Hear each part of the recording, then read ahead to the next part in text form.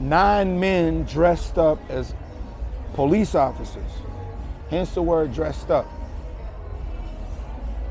put a letter, a note, a document up to the door of the building. I'm on the top floor, penthouse, and the security opens the door because he sees the document and the police are saying that they have a warrant for my arrest. Door opens up, they put a pistol to his head, tie him up, take the DVR, go up to the penthouse. They going after me. I'm not there. I'm at the webcam studio organizing. She there. Oh girl, open up the door. They bum rush, they come in, they looking for pistols, they looking for all kinds of shit that whoever and whatever then said. You gotta remember, I've been here since 2018. They saying whatever. This is what she say. They tie her up, what she say. Photos, what she got. First thing that really came to my mind was, how she get a photo of being tied up?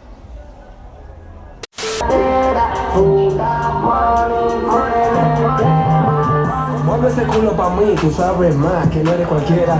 Mueve ese culo pa' mí, tú sabes más, pago lo que quieras. Mueve ese culo pa' mí, tú sabes más, que no eres cualquiera. Mueve ese culo pa' mí, tú sabes más, pago lo que quieras.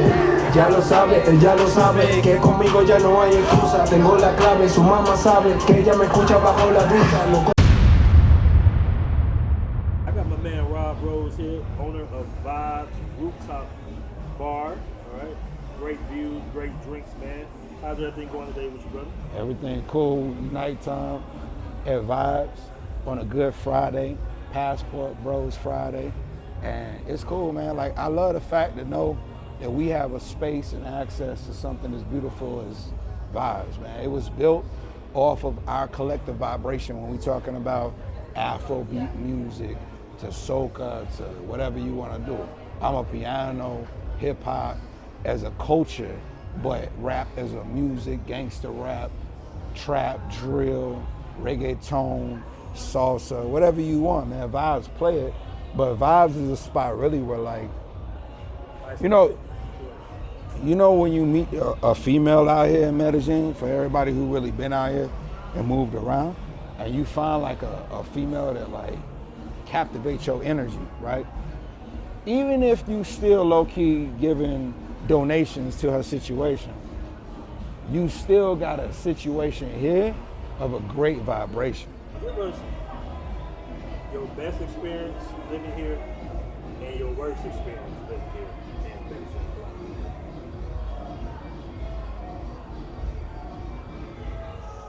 My best experiences was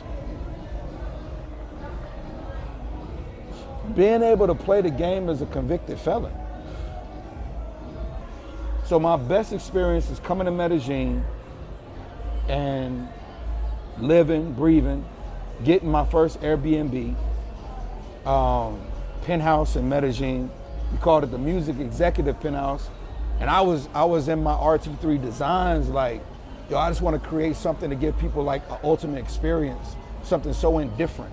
So when I'm looking at this big wall, I'm like, yo, I'm gonna put Bob Marley face on this whole wall right now, to where you could like be smoking a blunt and you put it up to this nigga lips and he hit the shit too while you listening to some cool shit, looking over the motherfucking mountainside in the distance because you in a penthouse in fucking Central, which is the real Medellin in the first place, right? So Ace Live covered that, you can check the video. Point is, coming here and not having anything held against me. Coming here knowing it's a breath of fresh air and whatever I want to do is what I'm gonna do, but what I should be doing is business, because everything that I want to do should be in relation to my brother, because my brothers are the ones that I've supported and they supported me. If I don't know you, but you look like me, and if we was all in the same car with a brother named Hector driving from Colombia, for instance, right? And we got pulled over in Bumblefuck, Mississippi. And when Hector say his name is Hector from fucking Colombia, or they pop in the trunk, it's going down, we all getting searched, it's gonna be crazy, right? I think it's funny that some of the best people that I've met that we worked together in the projects, from me having hotels, multiple bars, investing and doing things that I wanted to do in Atlanta and other places, but it really came back down to like, can you really prevail in everything that you want to do without blockage, without other individuals who may not agree with you going in your direction of what we call success, not being defined by materialistic things. Success is if you dream it and think it, you can do it. And once you do that and you connect with other brothers to do the same thing, oh, we can just have fun. And we have these great moments of spiritual energy, right? So the best thing for me was flying into Medellin. And then in the taxi drive, seeing how we're sitting in this crater of beauty. And wow, why we not living our best life? I'm living mine. No matter what happens or what transpires, it gives me the key. The job is to open up that door and just live. My worst experience. I was just looking to find out, what do you do in a scenario where they got a pandemic coming for you? If you think about it, and if you remember, Colombia is one of the last places to start locking down for the pandemic. Everybody was running here. Word to Black Men's Travels. We did one of the biggest fucking parties during COVID right here at Vibes. Legacy, legacy, going the lack of my tongue. Many kids on the legacy, legacy, we going back to cassette tapes and CDs and vinyl, right? It's going back to real rap. And let's keep it in mind, rap is rap, and rap is not hip hop, and hip hop is the culture. So the worst thing that happened to me was I wanted to hustle in COVID, and you know, the webcam thing came up because look at where we at and look at, you know, where we can have access to. And a certain female, she got upset because she wanted to go still be with I would say a street level motherfucker. You can't get mad at that, right? But if you're gonna go smash outside of what we got going on, even though you're doing a webcam, whatever, but I'm still fucking with you, you feel me? And we go through this. You can't go outside of what I got going on with you to another individual and then come back to the house. You no longer welcome. Let that nigga take care of whatever you got going on, because we ain't doing that no more, right? So that was the mentality. Long story short, we move in locations and we got a whole floor in a hotel downtown in Central. So we have a whole floor, top floor, 7th floor. All of the rooms are now my webcam studios. So I put equipment in all the rooms. I have a different level of hotel access because it's not like I'm coming to the hotel to stay there overnight. I'm coming to the hotel because I put an office on the 7th floor and I got webcam rooms, right? So I'm leaning on someone that I thought we had been through enough experiences with, that was Venezuelan, who didn't really speak a lot of English, to be the operator of the operation. But he really didn't understand what to do, and that's really my fault because I thought I could drop something on my brother that he could handle and I could move on. He really couldn't handle it, right? So I still had to be involved. So as we building, this particular female turned around and told other individuals that she knew that she had been taken advantage of. She ain't getting no money. We had a lot of equipment. We had all these different things with business, and we a good situation to come up on, right? Robbery-wise. So her best friend and some other girls was at the spot. We not there because we working on the hotel situation. We doing the painting and decorating because we making multiple different themed webcam rooms, right? So as we making the rooms, we get the call that there's equipment missing and maybe she robbed us with the other individual that she was with. But not robbed like by gunpoint or anything of that nature. She robbed us because she got access to walk into the spot. She finessed whatever she finessed, and she took whatever she took, and she rode off. I took her like, I bet. She did that, let her get away with it because it's whatever. It doesn't really matter. What she took really wasn't that big of a situation. But what she does, and I think this is where, like, you know, we go back to white man can't jump. And I can't think of the sister name that was the Latin sister in the joint. What was her name? And she was like so energetic with like Miss Perez, right? She was so energetic on the fuck shit. She was so New York. Because we embedded with that, it's like, okay, cool. I understand how Latin women can get to the turn up. So I see how she turned up and why she turned up and the way that she turned up. But the fact is, nobody had talked to us directly that was listening to her. Let it go. Get a phone call that one of the females in the penthouse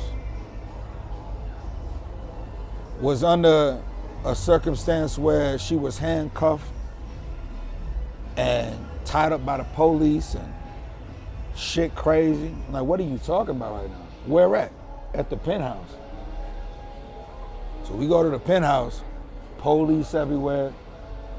When we walk in, the security's being questioned by the police. He giving a story of what transpired. We get up there to her, I'm with my lawyers. Never move without your attorneys. I'm with my lawyers, and we go up, and she telling the whole story of what transpired. Chief of police come out. A lawyer talking to police. 9 men dressed up as police officers, hence the word dressed up, put a letter, a note, a document up to the door of the building. I'm on the top floor, penthouse, and the security opens the door because he sees the document and the police are saying that they have a warrant for my arrest. Door opens up, they put a pistol to his head, tie him up, take the DVR, go up to the penthouse. They going after me. I'm not there. I'm at the webcam studio organizing. She there. Oh girl, open up the door. They bum rush, they come in, they looking for pistols, they looking for all kinds of shit that whoever and whatever then said. You gotta remember, I've been here since 2018. They saying whatever. This is what she say. They tie her up, what she say. Photos, what she got. First thing that really came to my mind was, how she get a photo of being tied up?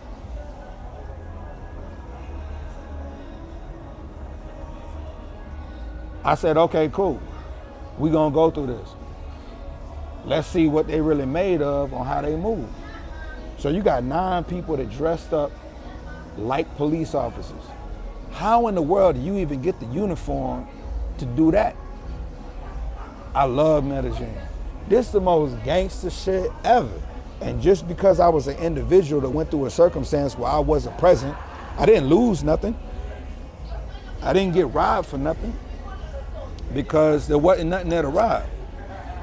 But the point is, they went so hard for nothing.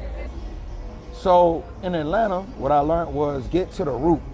So when I got to the root was the female said things that weren't true. People got activated thinking they was about to pull a big lick by coming up to the penthouse to rob me. The lick was a myth. They later apologized for that myth, but I'm questioning the access that they had, and why would the security open up the door for something so simple without having proof beyond a piece of paper being shoved up toward a window? And then he opened up the door, now he got a pistol in his face and he being handcuffed. So those were fake police? They was fake police officers, that's what I'm saying. If they had that much energy to think, let's go cop the fake uniforms, let's go run up in the spot, we about to come up on something crazy. We done looked at his Instagram, we done seen, yo, he lit, we about to go crazy. We about to get a bag. He ain't get nothing. The whole thing is this, that don't stop nothing. as long as you going forth from what you know you're supposed to be out here doing, what you're supposed to be doing in life. And we cut to chapter 2 on what transpired with the next situation in Copacabana. It's connected.